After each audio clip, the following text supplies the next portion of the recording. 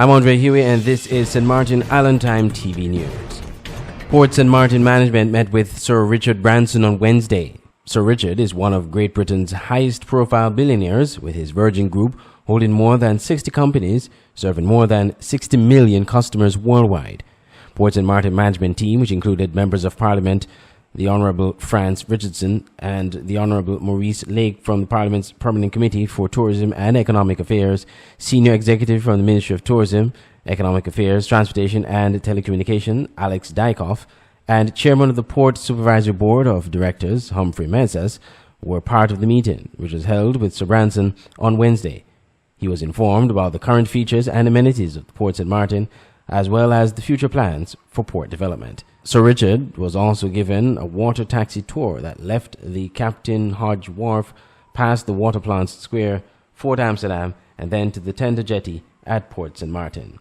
Chief Executive Officer of the Port St. Martin, Brian Mingle, commended Sir Branson about his plans to venture into the cruise sector, and that Port St. Martin was looking forward to welcoming Virgin Cruises in 2020. Minister of Finance Richard Gibson has suggested that the financial situation of St. Martin in terms of government revenue is not as bad as reflected in the first execution report of the first quarter of 2016.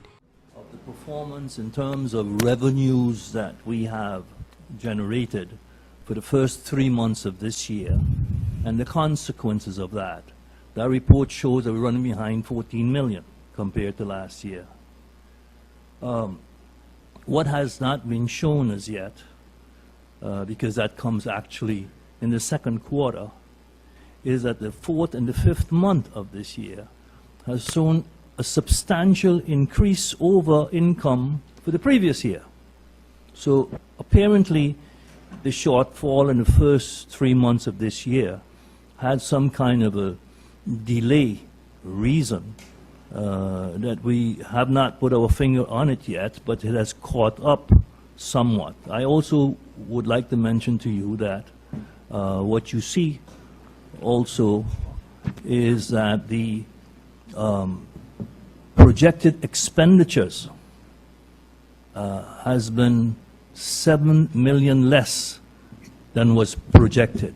So at this point in time, although we have some serious decline in economic activities, from a budget point of view, there is no reason to panic, and I have good reason to believe that at the end of the road we will be meeting the revenues projected in the budget, so that there is no deficit being generated as a result of not collecting sufficient revenues.